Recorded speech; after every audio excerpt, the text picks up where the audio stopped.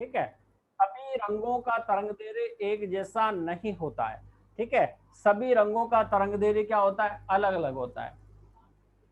ठीक है, तो यहां पर अगर पौधे को सबसे कम तरंग दैर्ध्य का प्रकाश दिया जाए, ठीक है, सबसे कम तरंग दैर्ध्य का प्रकाश दिया जाए तो पौधे की प्रकाश संश्लेषण की दर क्या हो जाएगी, कम हो जाएगी, क्योंकि तरंग दैर्ध्य कम है। और तरंग दैर्ध्य कम है तो इसका मतलब उसमें फोटॉन्स की संख्या भी क्या होगी, कम होगी। और फोटॉन्स की अगर बमबारी कम होगी तो इसका मतलब वहां पर इलेक्ट्रॉन मुक्त नहीं हो पाएंगे, ग्लूकोज की मात्रा भी क्या बनेगी, कम बनेगी। तो प्रकाश संश्लेषण जब कम मात्रा में होगा तो भोजन भी कम बनेगा। ठीक है, भोजन भी क्या बनेगा, कम बनेगा। जैसे आपने छोटी सी कढ़ाई के अंदर आप, ठीक है, खाना बना रहे हो तो ज्यादा से ज्यादा 2 जनों का बन जाएगा खाना। थोड़ी बड़ी कढ़ाई में बनाओगे तो 4 जनों का बनेगा। ठीक है, उससे ज्यादा बड़ी बनाओगे तो 10 जनों का बनेगा। ठीक है, बड़े पतीले में बनाओगे तो क्या बनेगा, 100-200 लोगों का खाना बनेगा। तो वैसा है। ठीक है, सेम टू सेम वैसा ही क्या करना पड़ेगा आपको, यहाँ पर जैसे जैसे आप तरंग दैर्ध्य बढ़ाते जाओगे। तो इमर्सन ने क्या किया कि एक वर्णी प्रकाश दिया। एक वर्णी प्रकाश मैंने आपको कल बता दिया था भाई, वर्णक का मतलब, वर्ण का मतलब क्या होता है, अगर प्रकाश के कलर को अगर बांट कर सनलाइट ना देकर सिर्फ अपन उसको ग्रीन कलर का प्रकाश दें, या ब्लू ग्रीन का ब्लू ब्लू कलर का प्रकाश दें, या फिर ग्रीन कलर या ऑरेंज कलर, ठीक है, अलग अलग रंग का अगर उसको प्रकाश दे। जैसे पौधे के ऊपर आपने क्या कर दी, उसको पौधे को कहीं कमरे में लेबोरेटरी में रखा और वहां उसको पूरे कमरे को ग्रीन कलर से प्रकाश से आपने प्रकाशित कर दिया। ठीक है, ग्रीन रंग का उसको प्रकाश दिया, तब पौधे का प्रभाव देखें। यानी वैज्ञानिकों ने क्या किया, लेबोरेटरी में पौधों को ले जाकर पूरे कमरे में, ठीक है, हरे कलर की लाइटें लगा दी और पूरे पौधे को हरे कलर की लाइटों में रखा, 15 से 20 दिन तक उसी लाइट में रखा, तो पौधे के ऊपर प्रभाव देखा। उसके बाद में फिर ब्लू कलर की लाइट में देखा, ठीक है, फिर ग्रीन, फिर येलो कलर की यानी पीले कलर की लाइट में देखा, तो सभी में अलग अलग प्रकार का प्रभाव देखने को मिला। तो जैसे जैसे प्रकाश का तरंगदैर्घ्य बढ़ता जाता है, ठीक है, सबसे कम तरंगदैर्घ्य किसका होता है, इस वाले का। ठीक है, तो यहां से सबसे कम तरंगदैर्घ्य, अब सबसे कम तरंगदैर्घ्य, ठीक है, वॉयलेट का होता है। और वॉयलेट का तरंगदैर्घ्य अपन ने कितना लिखा था भाई, 390। ठीक है, 380 390 समथिंग ये होता है। ठीक है, तो यहां पर 380 से 90 वाला पोर्शन होता है। ठीक है, तो इस तरंगदैर्घ्य से जैसे जैसे आप ऊपर की साइड जाओगे तो 680 नैनोमीटर, 680 जो तरंगदैर्घ्य है वो रेड कलर का होता है भाई। ठीक है, वायलेट का कितना होता है, 380 से 390 के बीच में होता है। और रेड कलर का जो तरंगदैर्घ्य होता है वह 680 होता है। ठीक है, अब जैसे ही 680 से ऊपर आप जाओगे, क्या, जैसे ही आप 680 से ऊपर का तरंगदैर्घ्य का प्रकाश दोगे, यानी जैसे ही मान के चलो कि जैसे जैसे सनलाइट आगे बढ़ेगी, यानी सूर्य का जो प्रकाश है वो जैसे जैसे तीव्रता बढ़ेगी, मॉर्निंग के टाइम पे 7-8 बजे इतना प्रकाश नहीं होता है, तो तरंगदैर्घ्य क्या होगा, कम होगा। उसके बाद में 8 बजे से 9 बजे के बीच में क्या होगा, धीरे धीरे प्रकाश की तीव्रता बढ़ेगी, तो इसका मतलब तरंगदैर्घ्य भी क्या होगा, बढ़ेगा। उसके बाद में 9 से बजे से 10 बजे के बीच में तरंगदैर्घ्य क्या होगा, थोड़ा सा बीच में रहेगा, यानी उसको लगभग येलो कलर का या ग्रीन कलर का ऐसा प्रकाश मिलता रहेगा। यानी अच्छी खासी उसको तरंगदैर्घ्य मिलती रहेगी। और अच्छी खासी तरंगदैर्घ्य मिलती रहेगी तो 9 से 10 और 10 से 11 के बीच में पादप अपनी पूर्ण तीव्रता के साथ क्या करेगा, प्रकाश संश्लेषण करेगा। ठीक है भाई, यानी सबसे अच्छा जो टाइम होता है पौधों के पास प्रकाश संश्लेषण का, वो होता है भाई 9 से 10 और 10 से 11 के बीच में। और सबसे अच्छा जो प्रकाश संश्लेषण होता है वो 10 से 11 के बीच में होता है। ठीक है भाई, सबसे अच्छा प्रकाश संश्लेषण पौधों में सुबह 10 से 11 का जो टाइम होता है वह ज्यादा ना तो तीव्रता वाला प्रकाश होता है और ना कम तीव्रता वाला होता है, यानी अच्छा खासा एक प्रकाश होता है जिसमें पौधे सबसे ज्यादा प्रकाश संश्लेषण करते हैं। लेकिन जैसे ही 12 बजे के बाद का टाइम आएगा, 12 से 1 बजे का जो टाइम आएगा, ये टाइम क्या हो जाता है, पौधों के लिए थोड़ा सा हार्मफुल हो जाता है, क्योंकि यहाँ पर प्रकाश की किरणें एकदम सीधी पड़ने लगती है, तो प्रकाश की तीव्रता क्या हो जाती है, बढ़ जाती है। और प्रकाश की तीव्रता बढ़ती है तो इसका मतलब 680 नैनोमीटर तरंगदैर्घ्य से क्या हो जाएगी, प्रकाश की तीव्रता ज्यादा हो जाएगी, यानी 700 को भी पार कर जाएगी। 700 नैनोमीटर को भी क्या कर जाएगी भाई, पार कर जाएगी। और जैसे 680 नैनोमीटर को तरंगदैर्घ्य पार करेगी, तो फिर वहां पर अचानक से प्रकाश संश्लेषण की दर में क्या आ जाएगी, कमी आ जाएगी। ठीक है, अचानक से प्रकाश संश्लेषण की दर में क्या आ जाएगी, कमी आ जाएगी। और प्रकाश संश्लेषण में अचानक से कमी आएगी तो इसका मतलब कहीं ना कहीं क्या हो जाएंगे, पौधे प्रकाश संश्लेषण करना क्या कर देते हैं, बंद कर देते हैं। समझे क्या, यानी वह अपने स्टोमेटा को क्या कर लेते हैं, बंद कर लेते हैं।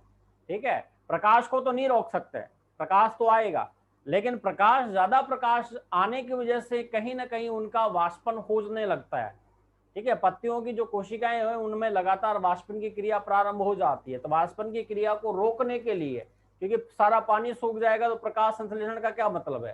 ठीक है, तो वो वाष्पन की क्रिया को रोकने के लिए वो क्या करते हैं कि अपने स्टोमेटा को बंद कर लेते हैं, यानी जो अपने जो रंध्र है उनको बंद कर लेते हैं। और रंध्र बंद होते ही कार्बन डाइऑक्साइड का आना क्या हो जाता है, रुक जाता है।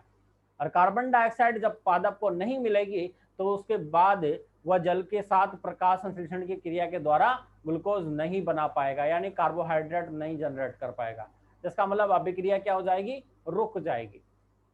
ठीक है भाई, स्टोमेटा बंद है, कार्बन डाइऑक्साइड नहीं आ रही, तो इसका मतलब अभिक्रिया क्या हो जाएगी, रुक जाएगी। और अभिक्रिया रुकने के कारण क्या हो जाएगा, प्रकाश संश्लेषण बंद हो जाएगा।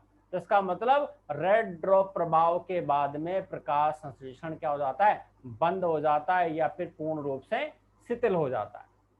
समझ आएगा आपको, यानी रेड ड्रॉप प्रभाव क्या करता है, एक निश्चित क्राइटेरिया है कि जैसे 100 डिग्री टेम्परेचर पर पानी गर्म होता है ना भाई, तो पानी का भी एक निश्चित बॉइलिंग पॉइंट होता है कि हाँ इतना बॉइलिंग पॉइंट पर पानी क्या हो जाएगा, हीट होने लग जाएगा, यानी वाष्प में बदलने लग जाएगा।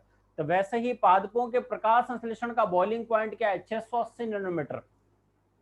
ठीक है, यानी यहाँ पर इनका 680 नैनोमीटर के तरंग दे रहे कि जैसे ही ऊपर आपने प्रकाश पहुंचाया, जैसे उसकी तीव्रता बढ़ी, वैसे ही क्या हो जाएगा, पादप प्रकाश संश्लेषण करना क्या कर देगा, बंद कर देगा, छोड़ देगा, कोई मतलब नहीं है भैया मुझे प्रकाश का। ठीक है, तो अपने आप वो चुप हो जाएगा। और जैसे ही वापस शाम का टाइम आएगा, शाम का समय आएगा, तो जैसे ही 3-4 बजे का टाइम आएगा, वापस से स्टोमेटा खोल लेगा और वापस से जहां तक रात नहीं हो जाएगी, जहां तक सूर्य अस्त नहीं हो जाएगा, वहां तक प्रकाश संश्लेषण करेगा। क्योंकि प्रकाश की तीव्रता वापस क्या हो गई, कम।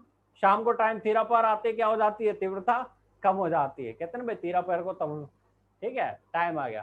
ठीक है, तो तीसरे पहर में क्या हो जाती है, तीव्रता कम हो जाती है। और तीव्रता जैसे ही कम होती है तो प्रकाश संश्लेषण पुनः वापस प्रारंभ हो जाता है, यानी स्टार्टिंग वहां से हो जाती है। ठीक है, अगर इसी का मैं आपको ग्राफ बना के दिखाऊं, ठीक है, अगर आप, ये तो लाए है नहीं आपके ग्राफ, तो शायद होगा तो मैं देख लूंगा।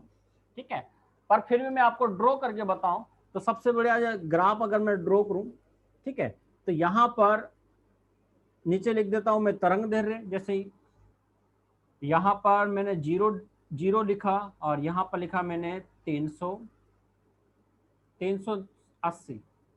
ठीक है, फिर 390,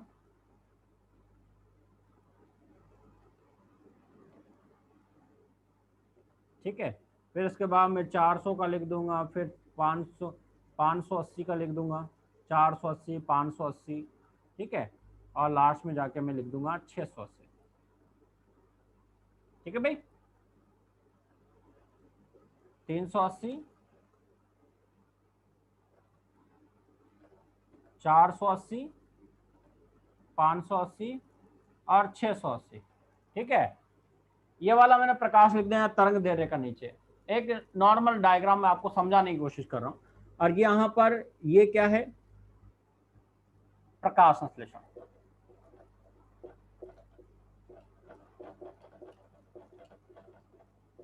अगर इस कर्व के आधार पर मैं आपको समझाने की कोशिश करूं, अगर मैं यहां से एक्स लाइन पर जाऊंगा, यानी एक्स लाइन पर जाऊंगा, तो मेरे को क्या मिलेगी, प्रकाश की तीव्रता बढ़ी हुई मिलेगी, यानी तरंग दैर्ध्य क्या मिलेगा, बढ़ा हुआ मिलेगा। और अगर मैं ऊपर वाई की साइड पर जाऊंगा तो मेरे को प्रकाश संश्लेषण की दर जो है वो बढ़ी हुई मिलेगी। अगर मैं ग्राफ खींचता हूं इसके बीच में, ठीक है, इन दोनों के बीच में अगर मैं ग्राफ खींचता हूं तो मेरे को कैसा प्राप्त होगा, तो मुझे ऐसा प्राप्त होगा भैया, जो 360 था, यहां से जीरो से जो गया ग्राफ, 360 पे जो ग्राफ है वह बिल्कुल प्रकाश संश्लेषण की दर को धीरे धीरे धीरे धीरे क्या कर रहा है, कम कर रहा है, मतलब बढ़ा रहा है।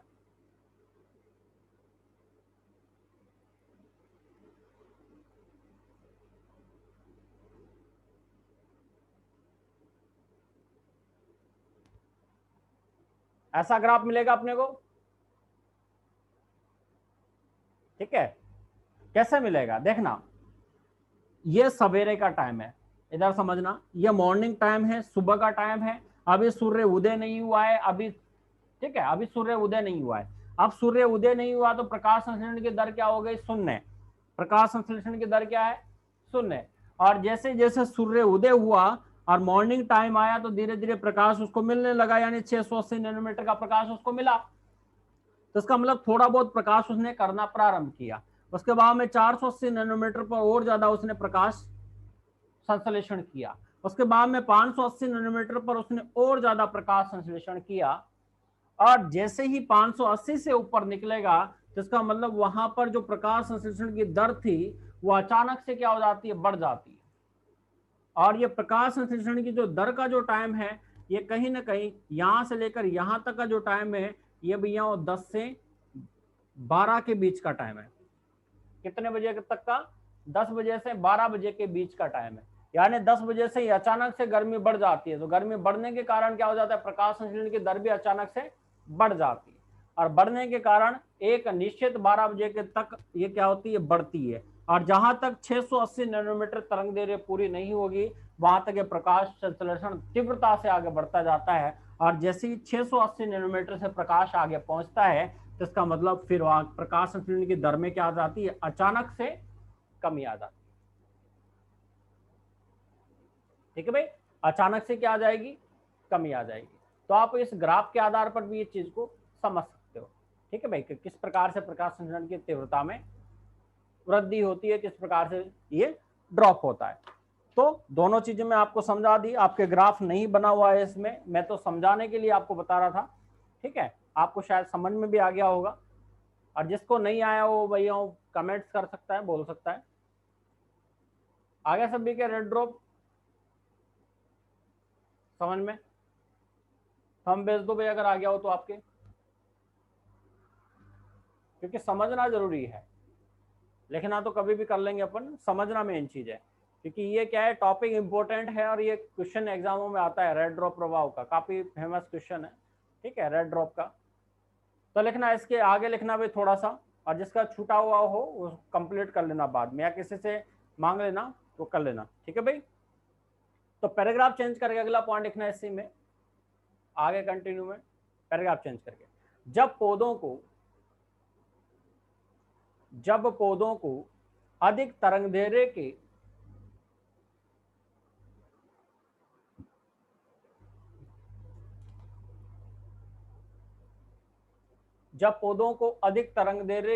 प्रकाश के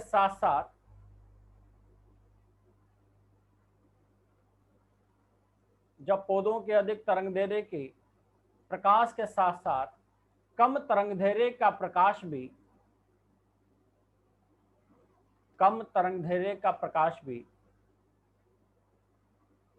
दिया जाता है तो कम तरंग दैर्घ्य का प्रकाश भी दिया जाता है तो प्रकाश संश्लेषण की दर में पुनः वृद्धि हो जाती है। प्रकाश संश्लेषण की दर में पुनः वृद्धि हो जाती है।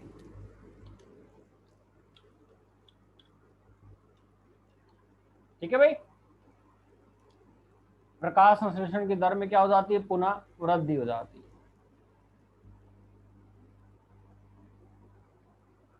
अब बात समझना मेरी, जैसे मान के चलो मैंने डायरेक्टर पौधे को क्या दे दिया, पहले मैंने 480 नैनोमीटर का प्रकाश दे दिया, फिर अचानक से मैंने 680 नैनोमीटर का प्रकाश उसको दे दिया, फिर वापस से मैंने 390 नैनोमीटर का प्रकाश दे दिया। ठीक है, फिर वापस से मैंने प्रकाश बढ़ा दिया। तो फिर प्रकाश संश्लेषण की दर में क्या होगा, प्रकाश संश्लेषण की दर पहले ऊंची तुकेगी, फिर 680 पे आते आते वापस ऊंची तुक जाएगी, फिर वापस से नीचे आके वापस नीचे जाएगी, फिर अगर दूसरा दे दिया तो फिर वापस चले जाएगी, बढ़ेगी। ठीक है, तो प्रकाश संश्लेषण की दर बीच बीच में क्या होती रहेगी, बढ़ती रहेगी। एकदम से रेड ड्रॉप प्रभाव यहां पर नहीं आएगा। ठीक है भाई, यहां पर फिर रेड ड्रॉप प्रभाव नहीं आएगा। क्यों नहीं आएगा, क्योंकि लगातार अपन क्या दे रहे हैं उसको, बहुवर्णी प्रकाश दे रहे हैं। बहुवर्णी का मतलब वहां पर क्या है कि अपन प्रकाश की तीव्रता को कम और ज्यादा लगातार कर रहे हैं। ज्यादा तीव्रता दे दी, फिर वापस से कम कर ली, फिर ज्यादा दे दी, फिर कम कर ली, फिर ज्यादा दे दी, फिर कम कर ली। जैसे मान के चलो कि आपको क्या कर दिया जाए, पापा लट दें बढ़िया तरीके से, फिर वापस पुचकार लें, फिर थोड़ी देर समझा दे, कहाँ भाई बच्चा खेलने लग गया, फिर वापस 3-4 दिन बाद में वापस चिपका दे आपके, फिर वापस 4-5 दिन के लिए वापस पुचकार लें, तो तीव्रता क्या है, इक्वल रहती है। फिर रेड ड्रॉप नहीं आता, बच्चा घर छोड़ के नहीं भगता। ठीक है, चलता रहता है कार्यक्रम। चलता है नहीं चलता? चलता है ना। घर पे जो बच्चा होता है उसके क्या है, मम्मी ने 2-4 चांटे मार लिए, थोड़ी देर बाद में समझा ले बुझा लेगी। ठीक है, जिससे उसका काम नॉर्मल हो जाता है। हाँ मम्मी तो कोई बात नहीं, चलो मार दी तो मार दी, बच्चा भूल भी जाता है, कहाँ मारा नहीं मारा, ठीक है चलो कोई बात नहीं। लेकिन एक बाद वापस से 3-4 दिन बाद या शाम को वापस से पड़ जाती है बेचारे के। ठीक है, तो पढ़ते टाइम उसका रेड ड्रॉप प्रभाव कंप्लीट था, यानी वह पतन की ओर जाने वाला था, उसका हाई बॉइलिंग पॉइंट बिल्कुल हाई था। ठीक है भाई, उबलने का कार्यक्रम हाई था, लेकिन मम्मी ने पुचकार दिया बीच में। अब पुचकारते हो क्या हो गया, वापस से नॉर्मल हो गया। ठीक है, तो वापस से अगला पोर्शन चालू होगा। अगर ज्यादा लगातार अगर पीटते रहें तो या तो वो ज्यादातर क्या हो जाएगा, या तो घर छोड़ के भग जाएगा या बेहोश हो जाएगा। ठीक है, होगा ना, रेड ड्रॉप प्रभाव तो आएगा नहीं आएगा, उस पर भी लागू होगा कहीं ना कहीं। तो वैसे ही पादपों में भी क्या होता है कि अगर एक ही तीव्रता का प्रकाश आप लगातार दोगे, लगातार गर्मी गर्मी गर्मी गर्मी बढ़ती जाएगी, तो फिर रेड ड्रॉप प्रभाव आएगा। और भैया रेड ड्रॉप प्रभाव कौन से मौसम में आता है, तो वो आता है भाई गर्मियों के समय। ज्यादातर रेड ड्रॉप प्रभाव गर्मियों के समय देखा जाता है पादपों में, क्योंकि गर्मियों में जो प्रकाश की तीव्रता है उसमें कमी नहीं आती है, वो लगातार बढ़ती जाती है। ठीक है भाई, गर्मियों में प्रकाश की तीव्रता में कमी नहीं आती है, वो लगातार प्रकाश की तीव्रता बढ़ती जाती है। इस कारण से गर्मियों में रेड ड्रॉप प्रभाव ज्यादा देखने को मिलता है। लेकिन आप ये मिक्सिंग प्रकाश कहाँ देखने को मिलता है, ये भैया बरसात के टाइम देखने को मिलता है। कैसे मिलता है, क्योंकि बरसात के टाइम क्या होगा, मौसम साफ होगा तो तीव्रता क्या होगी, ज्यादा होगी। ठीक है, लेकिन बरसात के टाइम पे बीच में अगर कोई बादल आ गया, यानी उसने सूर्य का कनेक्शन बीच में काट दिया, पौधे और सूर्य के बीच में कनेक्शन उसने बीच में आगे काट दिया, भैया मैं आ गया, अभी थोड़ी देर शांत रहे। ठीक है, तो पौधे को थोड़ा वापिस जीवन दान मिलेगा, अगर नहीं यार थोड़ा सा बच गया अभी में। ठीक है, तो वो क्या करेगा, वापस से नॉर्मल हो जाएगा, हाँ चलो कोई दिक्कत नहीं है, वापस में स्टोमेटा खोल सकता हूँ। ठीक है, तेज धूप आ रही थी तो उसने क्या करनी है, ये तैयारी कर ली थी, नहीं यार अब तो स्टोमेटा बंद कर देता हूँ, नहीं तो ये सारा पानी सुखा लेगा मेरा। लेकिन बीच में बादल आकर उसको क्या कर देता है, भैया थोड़ी देर ठंड रख, कोई बात नहीं, शांति रख। ठीक है, अभी खोल के रख, मैं बीच में आ गया, तो उसको कम तरंग दैर्ध्य का प्रकाश मिलेगा। और वापस से क्या हो जाएगा, जैसे ही बादल हटेगा तो वापस से तीव्रता बढ़ जाएगी। ठीक है, तो ये सा जो मिक्सिंग कार्यक्रम चलता है ये बरसात के समय चलता है। और सर्दियों के समय तो कम तीव्रता वाला प्रकाश मिलता है, तो वहां पर रेड ड्रॉप की संभावना नगण्य होती है। ठीक है, लेकिन फिर भी 12-1 बजे के टाइम को रेड ड्रॉप थोड़ा सा अगर तीव्रता बढ़ जाए तो रेड ड्रॉप प्रभाव आएगा ही आएगा, और तीव्रता अगर कम हो तो रेड ड्रॉप प्रभाव नहीं आएगा। तो लिखना इसी बात को। कम तरंगदैर्घ्य वाला प्रकाश भी दिया जाता है तो प्रकाश संश्लेषण के दर में पुनः वृद्धि हो जाती है। इससे संवृद्धि प्रभाव या इमर्सन वृद्धि प्रभाव, इससे क्या कहते हैं भाई, संवृद्धि।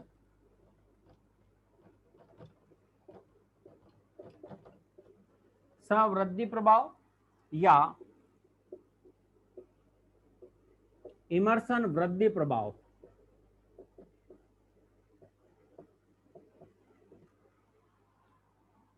ठीक है, संवृद्धि प्रभाव अंडरलाइन लगाने ना इनके नीचे, डायरेक्ट इनके नाम से भी क्वेश्चन आ जाते हैं एग्जाम में। भाई संवृद्धि प्रभाव क्या है, इमर्सन वृद्धि प्रभाव क्या है। अब आप सोचोगे अरे इमर्सन, इमर्सन का मतलब रेड ड्रॉप, तो फिर वहां आपके गड़बड़ हो जाएगा। ठीक है भाई, तो याद रखना, संवृद्धि प्रभाव, इमर्सन वृद्धि प्रभाव या प्रकाश संश्लेषी वृद्धि प्रभाव, या प्रकाश संश्लेषी वृद्धि प्रभाव। या प्रकाश संश्लेषी वृद्धि प्रभाव भी कहते हैं। ठीक है भाई।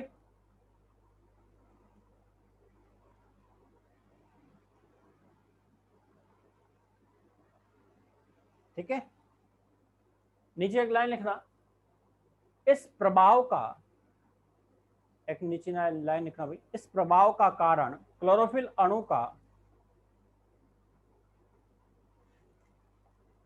इस प्रभाव का कारण क्लोरोफिल अणु का दो रूपों में पाया जाना होता है। इस प्रभाव का कारण क्लोरोफिल अणु का दो रूपों में पाया जाना होता है।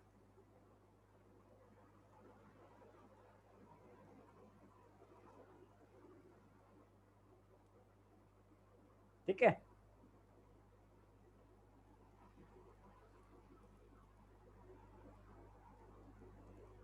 यानी क्लोरोफिल कितने रूपों में पाया जाता है भाई? दो रूपों में यहाँ पे। तो उसी को पढ़ते हैं अपन।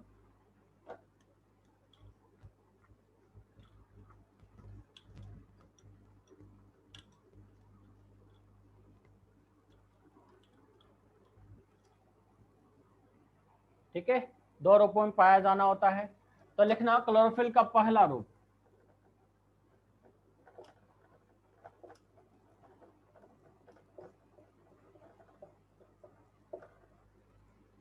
क्लोरोफिल का पहला रूप।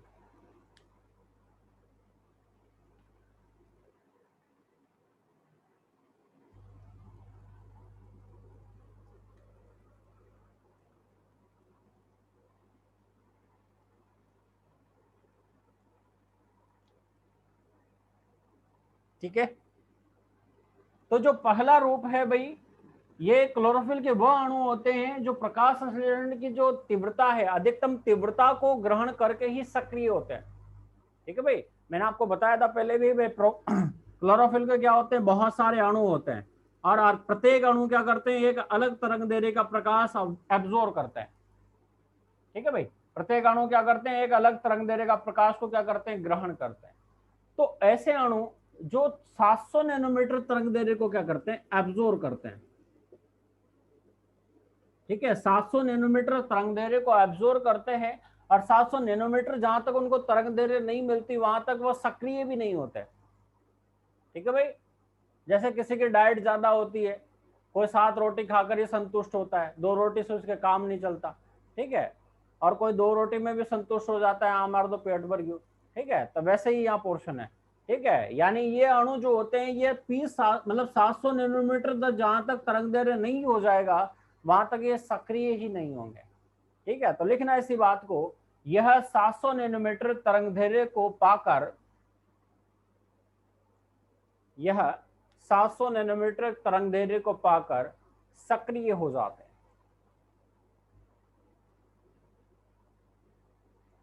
700 नैनोमीटर तरंग दैर्ध्य को पाकर क्या हो जाते हैं भाई? सक्रिय हो जाते हैं। इसे P700, इसे P700 लिखा जाता है। इसे क्या लिखा जाता है? P700।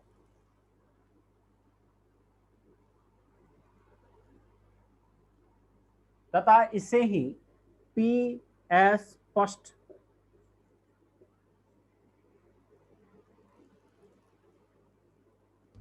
तथा इसे ही PS स्पष्ट कहा जाता है, यानी फोटो सिस्टम। ठीक है, फोटो सिस्टम फर्स्ट, जो मैंने पहले लिखा दिया आपके इसके नाम, इसे PS स्पष्ट कहा जाता है। अब क्लोरोफिल का दूसरा रूप देखते हैं। तो पहला रूप है, दूसरा रूप, तो दूसरा लिख लिया हम, क्लोरोफिल का दूसरा रूप।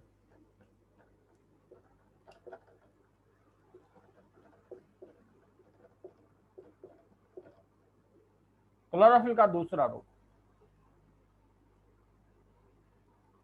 ठीक है,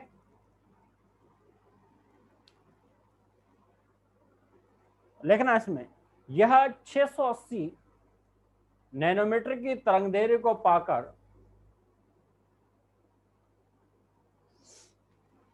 यह 680 नैनोमीटर की तरंग दैर्ध्य को पाकर सक्रिय हो जाते हैं।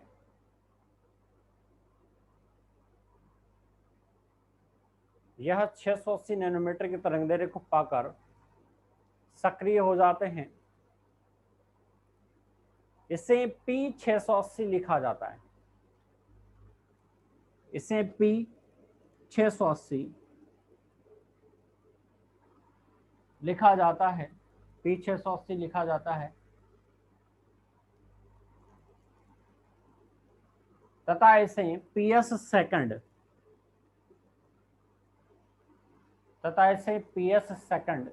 कहा जाता है।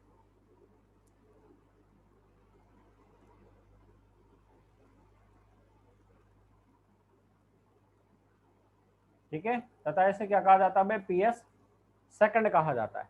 अब आपके यहां पर एक क्वेश्चन बनेगा, ठीक है, एक क्वेश्चन बनेगा और वो क्वेश्चन आप पूछोगे कि sir PS second PS first में किस तरह का क्वेश्चन बनेगा। तो यहाँ पर एक क्वेश्चन बनेगा भाई अंतर वाला, इन दोनों में अंतर पूछेगा वो। ठीक है भाई, तो एक क्वेश्चन मैं आपको लिखा देता हूं, यहाँ बीच में लिखना, क्वेश्चन लिखना एक, PS फर्स्ट और PS सेकंड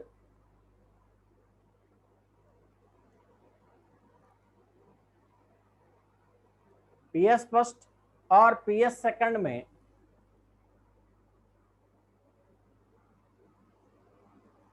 क्या अंतर है तथा इसे स्पष्ट रूप से समझाइए।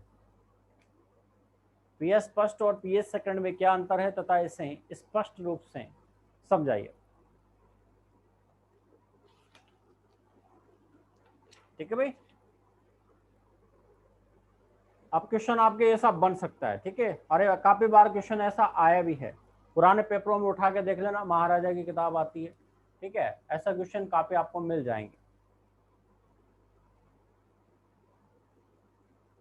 ठीक है, तो यहां पर दोनों का अंतर अपन पढ़ेंगे और अभी सिर्फ 2-3 मिनट ही बाकी है, बाकी का अपन कल पढ़ेंगे, क्योंकि आज क्या है, मेरी सेकंड डोज लगेगी वैक्सीन की, तो आज मुझे वैक्सीन लगवाने जाना है अभी। ठीक है, तो सेकंड डोज आज मेरी लगेगी, फर्स्ट डोज तो पहले लग चुकी थी, आज सेकंड डोज लगेगी। ठीक है, तो आज मैं अभी ज़्यादा कंटिन्यू नहीं कर पाऊंगा। ठीक है, तो बाकी का अपन कल पढ़ेंगे भाई। ठीक है, चलो